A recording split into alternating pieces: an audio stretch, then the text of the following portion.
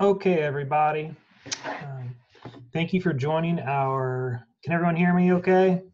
And see my screen sharing? Yep, come through. Okay. Great. Good deal. Thank you for joining us today for our community meeting. This is Nate Snodgrass talking from the HUBzero team. I am a project manager with HUBzero, and we're going to be giving you updates today about HUBzero, kind of a year in review with HUBzero. Just a quick reminder to mute your microphones.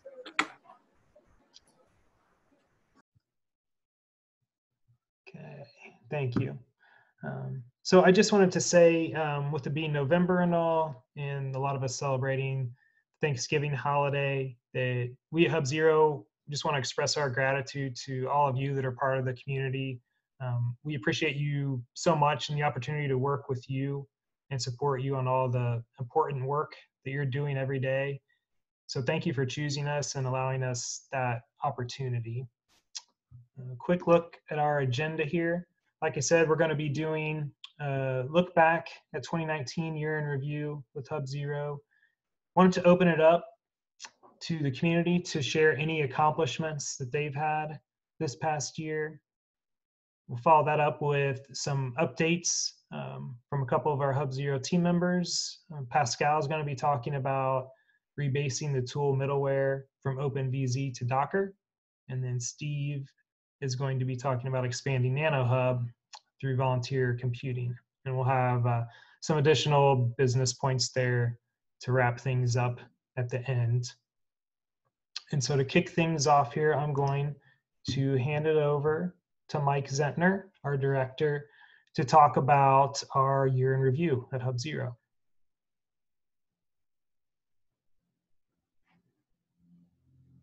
Thanks, Nate. So yeah, you're going to see through Pascal and Steve's presentation some pretty significant things we've done on the middleware side. We're really excited about them, and I think they open up some really nice opportunities for people using simulation tools with the hubs.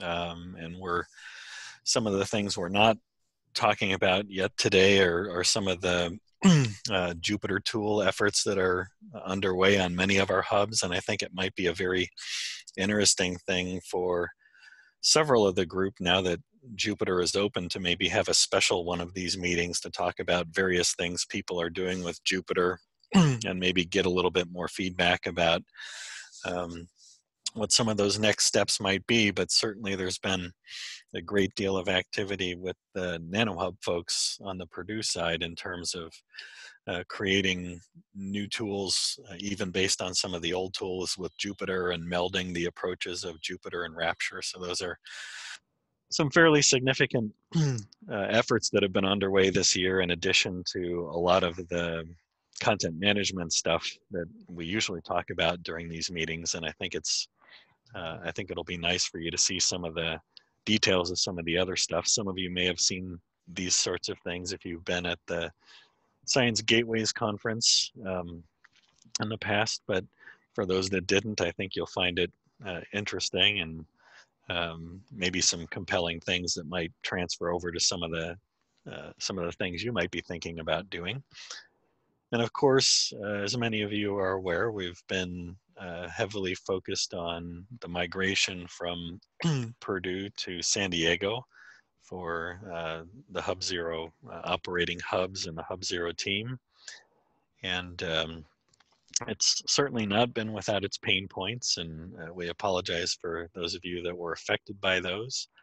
I think as you see what we do going forward, though, we're going to have a lot more of what I would call sort of industry standard DevOps organization assisting us. We've got a great team and have had some really nice interface with folks out here in San Diego that do a lot of this stuff, that routinely run research infrastructures for a large number of researchers. If you're also following some of the news about SDSC recently, there have been a couple of exciting awards for new compute infrastructures. The Expanse cluster and the Cloud Bank Award were made to SDSC, so we'll be seeing both conventional and commercial compute capabilities coming online. And these are things that we hope that we have great synergies with HUBzero out here as well. So again, we apologize for some of the transition pains that some of you have been experiencing. We're working hard to get them ironed out, and I'm really happy so far with overall what this is going to mean for us going forward in the future. And with that, I'll give it back to Nate to the next step. All right. Thank you, Mike. So next here, wanted to open it up to all of you to share anything in 2019 that you felt was a big accomplishment for your hub or your gateway, your project, what have you. So I'm going to open the floor here. Please don't be shy about sharing your successes for a couple of minutes. And I will call on someone if no one jumps in.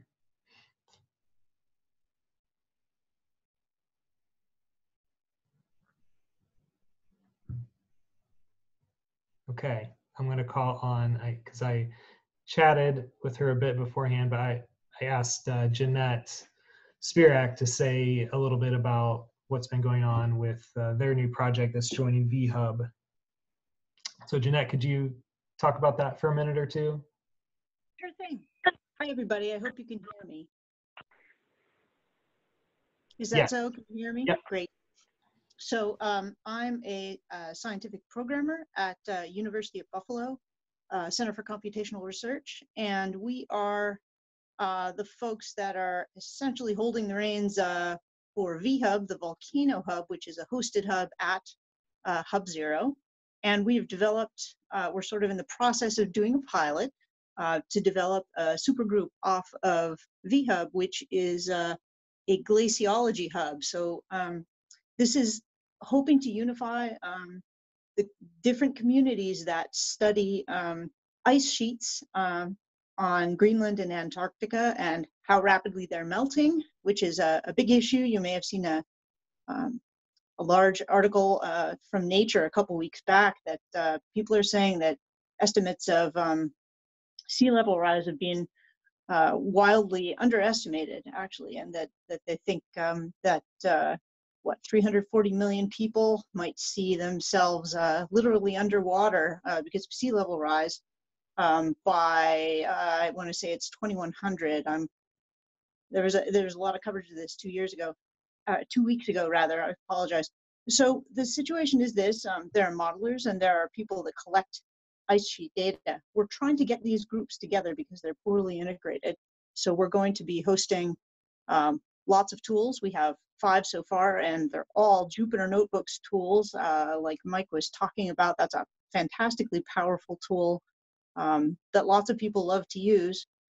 Lots of packages can be plugged in, and you can make something that looks great.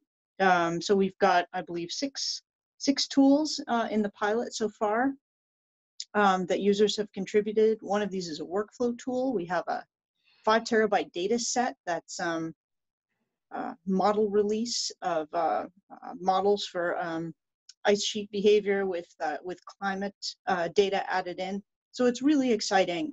We're coming to the end of our pilot, getting ready to see what happens with follow-on funding, but we've got lots of users, I think 54 users, and lots going on. So that's GHUB, which is an offshoot, a supergroup on vhub.org. So thanks for asking me to say something about it, but we're really happy with some of the really super cool new features like Jupyter and the proxy tools.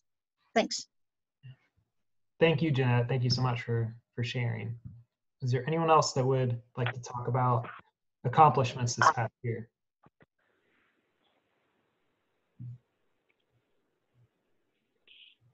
So, hi Nate, this is Lan from, I want to say something about my GeoHub. Yeah, that would be great, Lan. Go ahead. So we are group called the Scientific Solutions Group at the Research Consulting at Purdue. We are primarily working on a hub called HUB. This hub actually hosts several projects, which all of them have some geospatial data and modeling themes. There are some synergy there. And so we have been making quite a lot of progress on several fronts. First of all, there are several new supergroups created on HUB, including one from GTAP. That's a global trade analysis project based on Purdue. And we also have some regular, like a smaller project joining HUB, and right now they are hosted as regular groups. For example, there is a cyber training project for fair science. There's a U.S.-China Food, Energy, Water Systems Hub group. Also, there are other smaller projects joining the hub.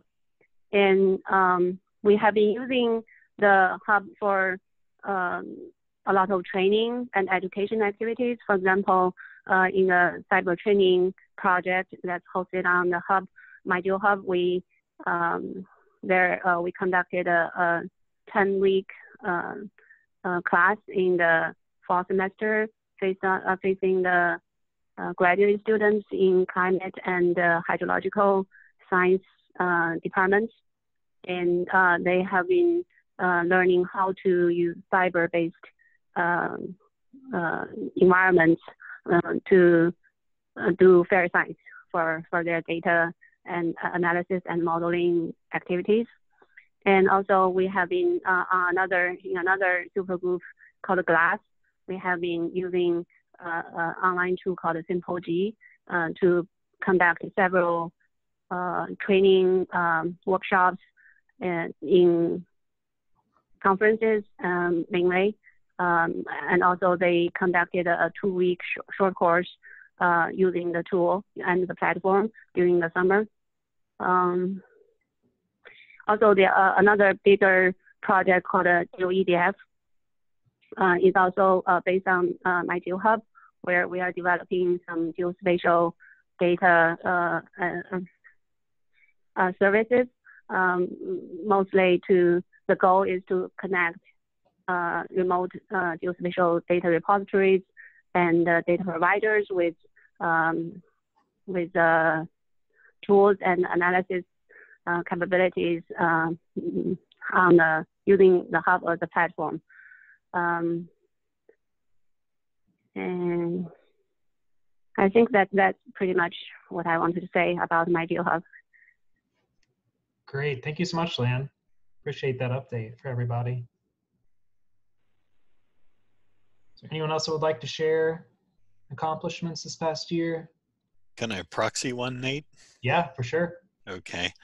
So I think also another exciting thing that's happened, and I don't think she's on the call today, but Anne-Christine Catlin has been working on this deeds project for a bit of time now and had her first public release, and Steve Clark is fairly involved with her work on that. And Steve volunteered over Slack here just a minute ago to give about a minute or two description of deeds and maybe to whet your appetite. And one of the things we're looking at doing in one of these meetings in the future is having Anne-Christine talk a little bit more in detail about deeds. Steve, do you want to say a few things? Sure. My phone just went off, but that's okay. Yes, Mike mentioned there was a recent public release. It was probably about three weeks ago now.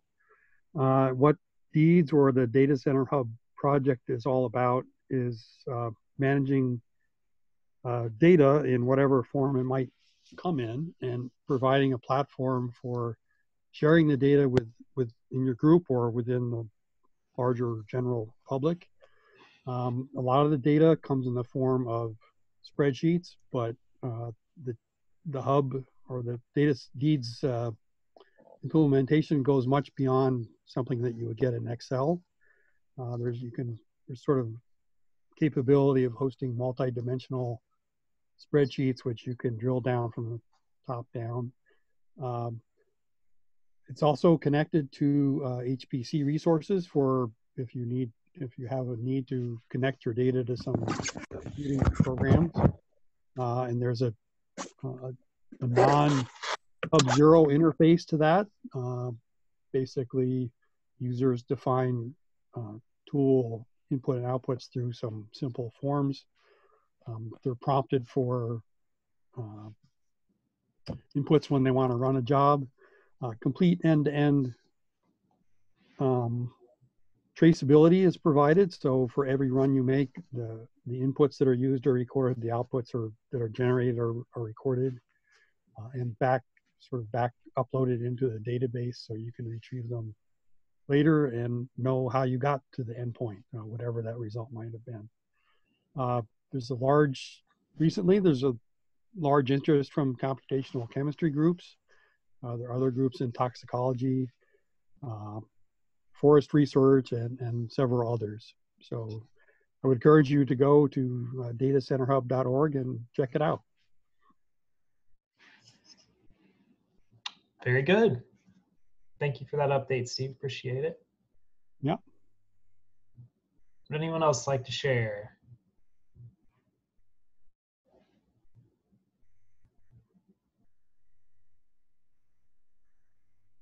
Okay.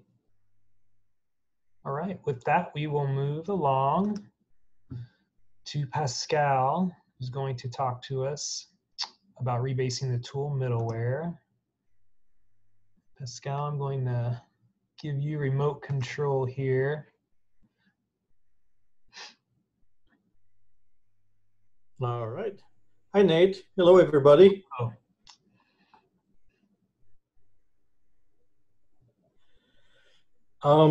So we've been working hard to change the virtualization technology that we're using. We've been using OpenVZ for a long time. It's a technology that was really at the bleeding edge initially, and it's been very stable and very good for us. But there are new things that we can use, like Docker, and they bring a number of advantages. So I'm going to talk first about the limitation of our OpenVZ-based middleware, and some of the things that some of you have experienced already, some of the consequences. So we have directions from improvement based on those limitations. And I'm going to talk about new middleware using Docker that enables new things, and then future plans and questions. So with OpenVZ, a very important limitation is that we can have only one tool template for all tools. It's because there's just one container that runs all the services for tools. It's like a little virtual machine. And because some services take a long time to start, we don't want the user to wait. So what we do is we pre-start containers. So we have a pool of standby containers that are ready to go. And if we were to support more than one template, then we'd have to manage several pools of standby containers. That would be complicated and would use up more resources.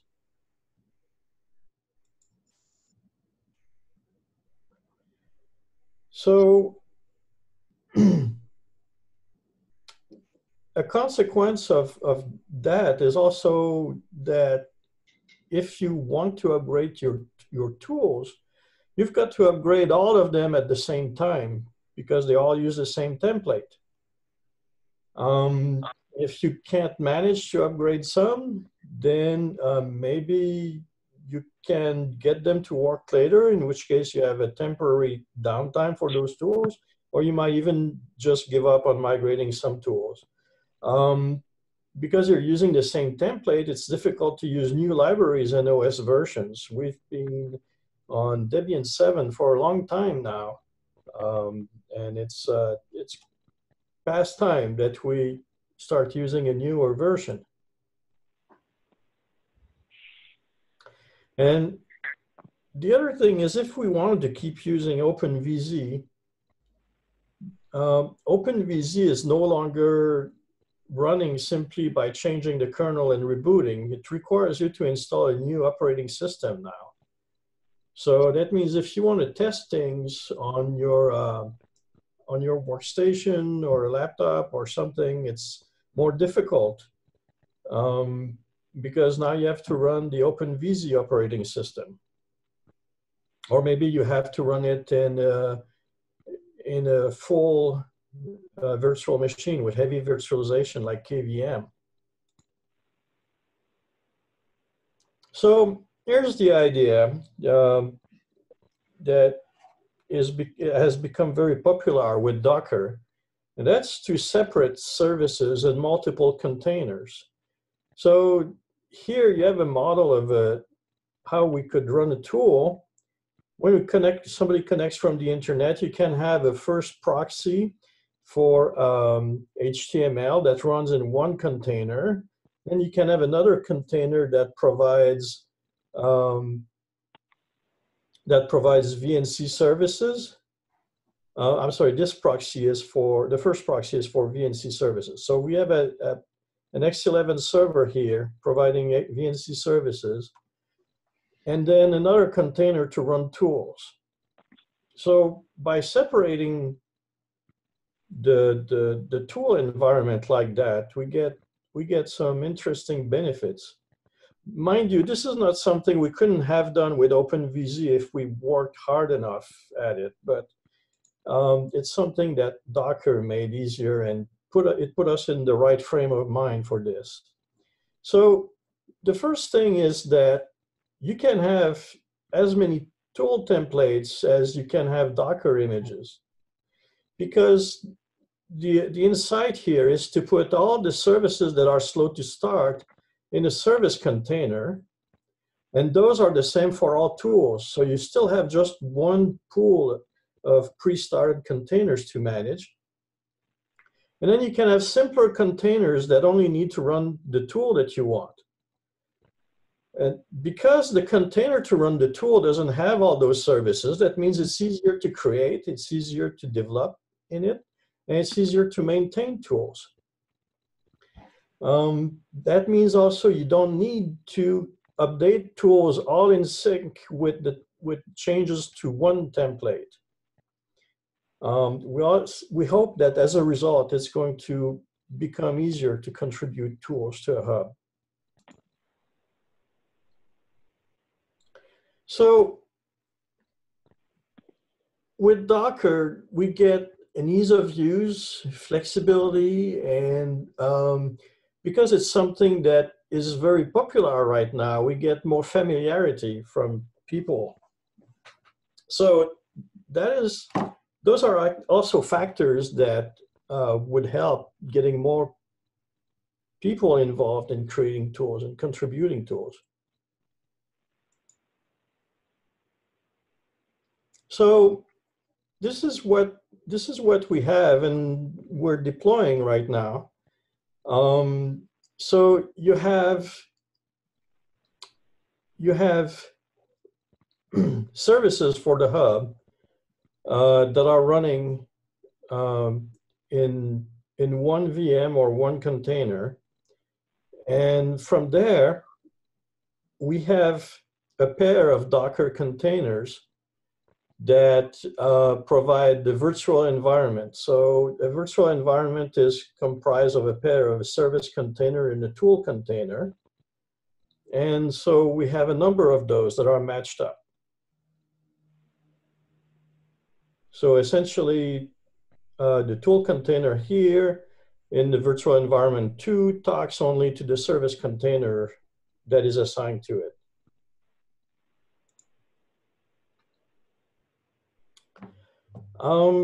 So for future plans, we'd like to be able to have a number of templates available for groups of tools. Because right now it's either you use the default template or you use a special template for each tool. I mean, you're not, let me rephrase that. If you don't define a special template, you get to use a default template. But you can't say, for this group of tools, use this template, and another group of tools should use another template. So we'd like to get there. We'd like to have faster tool starts, because we haven't been able to put all the services in the service containers. It works for VNC tools, and so it works well for X11 and Raptor tools. But for Jupyter, it takes a little longer to start because everything more or less runs inside the tool container at this time. But we're looking at migrating that into the service container so it starts faster. So that completes the overview of our new middleware. Does anybody have questions?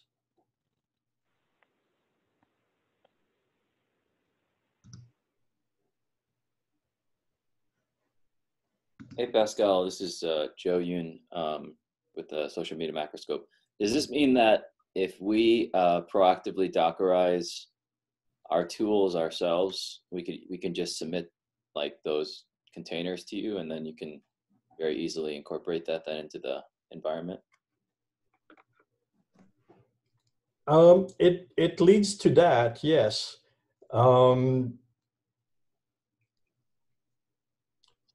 Eventually, it would even be possible that you just give us a container, and with the Docker file, we add a few things, and there you go. It works into your hub very quickly. Great, thank you. Yeah, we'd certainly like to go that way.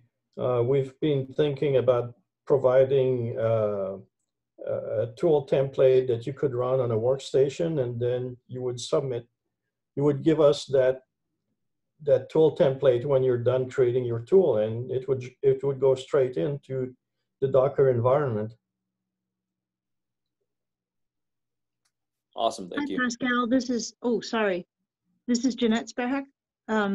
I was wondering if this is available now for us to begin to tinker with. Can we start to play with deploying tools via new Docker containers?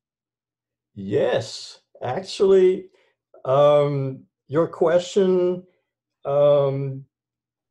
shows how this transition is so transparent, because right now you're running at SDSC, right?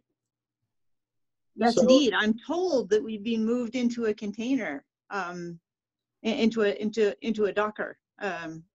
So this is the case, yes? Yes, yes. So I'm pretty happy that tools in general just work as they were after the migration, because we import the OpenVZ template straight into the Docker environment. So right now your tools are running into the Docker environment. And you could really start creating new Docker containers. If there's a tool that you want to upgrade to run with a newer OS, you could start doing that today. The only thing would be that right now we don't have the interfaces to make it easy, right? So we would give you access to the execution host, and then you would be running Docker commands to import your container or modify your container, and you would create Docker files to make that reproducible or rebuildable automatically. Very cool. Very cool. Thank you. Right. Yeah, the trick is just to match the name of the Docker image to the name of the short name of the tool. Like when you look under /apps, there's the next directory is the short name of the tool. So you name that Docker image the same as that, and the middleware will look if there's an image with that name first, and if there is, it will start the tool with that.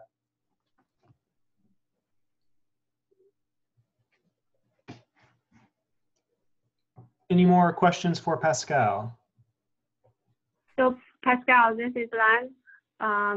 I'm curious if in the future whether it's possible to allow the user to export the container and run it elsewhere.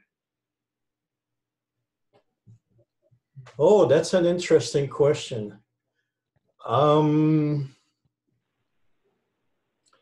The thing is, we mount into the container a lot of file systems and a lot of resources. If your tool can run without that, I imagine so. I think we'd have to do something special so that the part that is in /apps for your tool is exported with the container. Mm-hmm. So I think in theory it's possible. In practice, we haven't thought of that. Thank you for the suggestion. Okay, we definitely want to have that feature. Some of our users are asking about this. Okay, that's interesting. Okay, I'll keep that in mind and see what I can do. Great. Okay. Anything else for Pascal?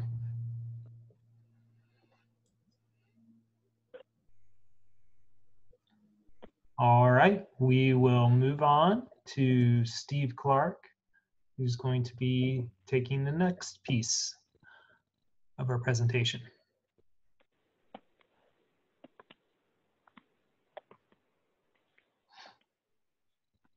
Okay.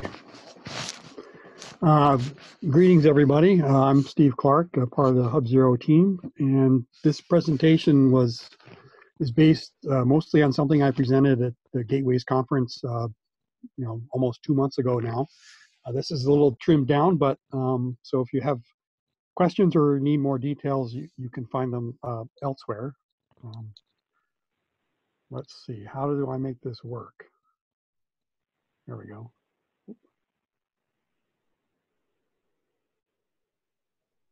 Okay, so what I'm going to be speaking about is volunteer computing, which is otherwise known in our case as BOINC computing, and what some of the things we are doing and we envision doing with it in conjunction with nanoHUB. So as most of you are probably aware, nanoHUB is a large science gateway, and it has a worldwide audience. It has on the order of 600 different contributed and published tools by the community. Some of these resources run in something as small, as a simple little single core container. Sometimes they require HPC resources, and there are everything in between. Okay. Wow, this mouse is very sensitive. Okay, so there are 600 tools or so, and there's a wide variation in their attributes, but there are several things in common. Most of them are built on the Rapture data structure and UI interface. Newer tools are taking advantage of the notebook environment. And to support development of these tools, nanoHUB has access to several powerful computing resources listed here, including Purdue clusters and Exceed resources such as Stampede and Comet. But if you step back a little bit and we want to examine how simulation is done and how maybe it's changing recently and going forward into the future. So looking way back and still mostly true today, most simulation is done one point in an n-dimensional space at a time, which is fine. but that's not the be all end all. So what's new, and how are we making this available on the HUBzero platform and nanoHUB specifically? So the traditional case is, and this is in terms of the gateway or nanoHUB, and what people see is in sort of an on-demand simulation. The user comes to the UI, sets a bunch of parameters, and hits a button. Simulation is launched, and then after some variable amount of time, the results come back, and the results can then be rendered or visualized in some way. These can be simple one simulation at a time, or you can do the next sort of step up in complexity as a parametric suite. Last maybe 2 years ago or so, we added a new capability, something called uncertainty quantification. This treats the cases where inputs are known not to be fixed values, but they actually have distributions. These might be sort of Gaussian distributions or normal distributions or other types. And through the mathematics of uncertainty quantification, you can take the variation in the inputs and generate results that are also indicated or provided as distributions, and again, not as single points. So you can get probability distribution functions for your results. You can do things like sensitivity analysis and or create surrogate models which can simplify and speed up your computation. More recently, we've done some work and considered the idea of something we calling exploratory simulation, where rather than the user picking a single point, you may pick a whole range of space. So sort of pick a range of space in an n-dimensional parameter space for your simulation, and generate results across that space. Along the same lines, the latest thing that we're sort of looking into is machine learning, which we can use to examine existing results and perhaps predict places where new results should be created.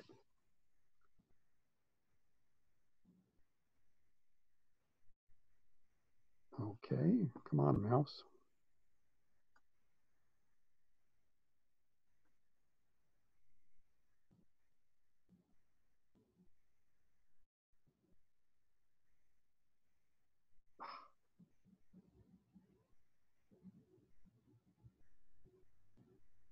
Okay, so the next thing I want to bring up was how this impacts the resource requirement for simulation. So for interactive users, generating one or a handful of simulations at any given time, the demand is relatively low. There may be 100 people running simulations at any given time, but that's still only maybe 100 simulations that are running simultaneously. With the uncertainty quantification, to generate these surrogate models or to predict the distribution of outputs, it takes many more simulations, and this would expand the scale from sort of single runs to maybe tens or even hundreds of runs to get a meaningful result. And for the exploratory or machine learning cases, the scale keeps expanding, where now we need maybe hundreds or thousands of results for a particular tool in order to extract meaningful results. So the question is, how would we do this, or could we do this on the existing infrastructure? And yes, we could do it. I mean, you could just generate a lot of runs and run a lot of stuff. Maybe you don't. Maybe you have the resources, or maybe you don't.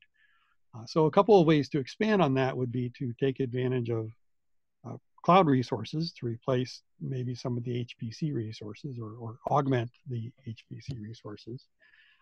But today we're talking about volunteer computing, and what we're using for that is Point.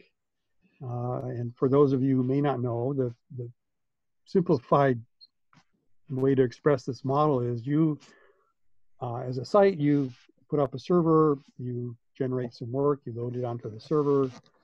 Volunteers subscribe to your server basically, and at their beck and call. They will download work that you want to be computed. They will compute some results, and when they're done, they'll upload the results back to the server. There's no guarantee of how fast this turnaround will be or anything like that. It's expected that the volunteer computers will, be shut down, turned off, turned on, and so forth. It could be laptops, it could be people's desktops, it could be people put servers in the garage or in their basement to stay warm and things like that. So there's quite a range here.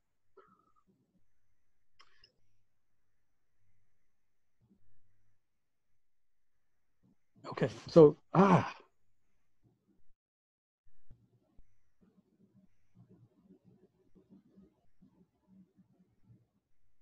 All right, so to take advantage of this, and this may build a little bit on what Pascal was just referring to, we also employ Docker.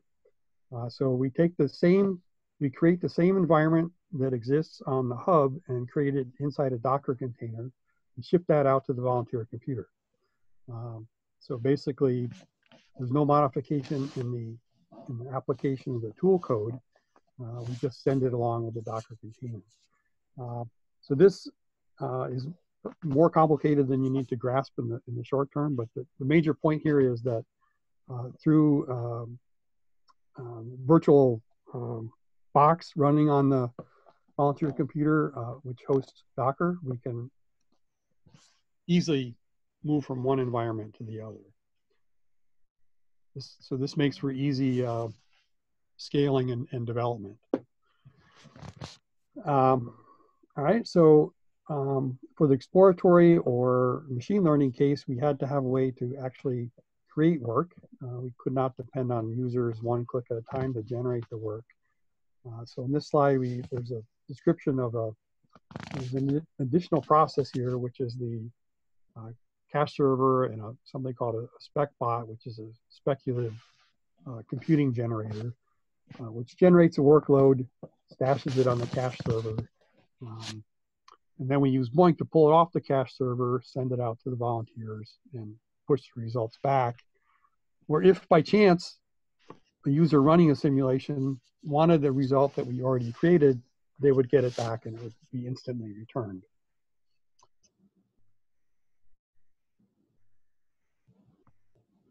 Okay, so we have all that in place, and we're doing this for on the order of roughly 175 tools, I think it is, that we can currently do this. All of those are based in Rapture, which makes it very, very easy to do. It's not a requirement, it just simplifies things on our end. The goal, or a goal specified, was to do in a year, annual rate to be able to do 10 million of these jobs. So what's shown on this graph is that it's a kind of stop and go process. There's some ups and downs. In September, we hit just a shade under 1 million jobs. So we're going in the right direction. We have to be able to sustain that level now. So the goal is shown off here on the left, and we've done it a couple of months, and we'll see how it goes from here. So that very quickly is some of what we're doing. And you might ask, well, how many volunteers do you have and how many computers did they provide to do all of that work? These numbers are from back in September, around the time of the Gateway meeting. So we had roughly 500 users with about 1,200 computers that performed the jobs that were presented in the previous slide. We're still getting new users, roughly at the same rate that's presented here. We've put out some advertisement and solicitation for people to join, but as the name indicates, it's all volunteer. We don't pay them anything. We find that they're a demanding group, though. If they volunteer to do your work, they really want you to give them something to do. So if you, in the work you're doing, if you have such a project, you have such a case where you can generate a lot of work that comes in reasonably sized chunks, this might be some, an avenue that you might want to explore. So with that, I'd be happy to take questions.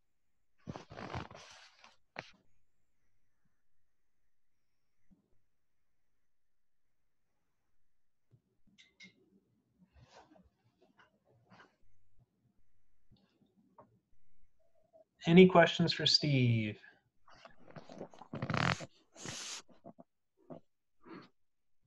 Okay, Steve, I think you're off the hook.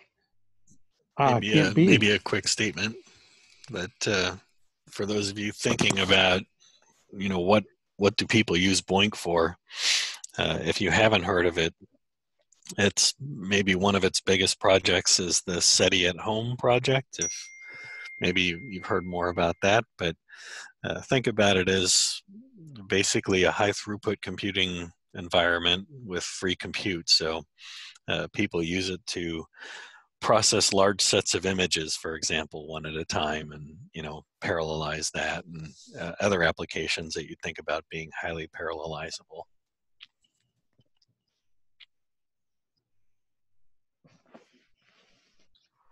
All right. Thank you, Steve, for sharing. Appreciate it. Yeah, you're welcome. Okay. So we are on to our final slide here, additional business. Just wanted to share quickly, and this was in our newsletter as well, that there was a ESIP call for proposals that was announced, potential seed funding up to 10K for projects. This is specific to earth science type projects, but wanted to put this out there for people that could be interested in that. Our next community meeting is going to be in February 2020. We don't have the specific date for that yet, but we will be sure to get that on your calendar soon, because we know how quickly those fill up. And for anyone that is not currently subscribed, just wanted to share the link here to subscribe to the HUBzero newsletter. So that's it for our scheduled presentation. Is there anything anyone wanted to ask, or additional accomplishments they thought of that they would like to share from 2019?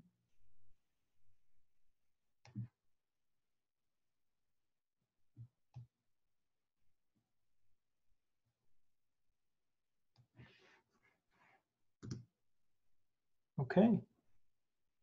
Let's see here. Yeah, I'll take that silence as a no. We appreciate everyone tuning in, and we did record the session. So if you have colleagues that would be interested in watching the presentation, we will have that available for them. Thank you everyone so much. Have a great rest of your day, and we'll be in touch with you soon, I'm sure. Take care and thanks. Thanks, Steve. Thanks.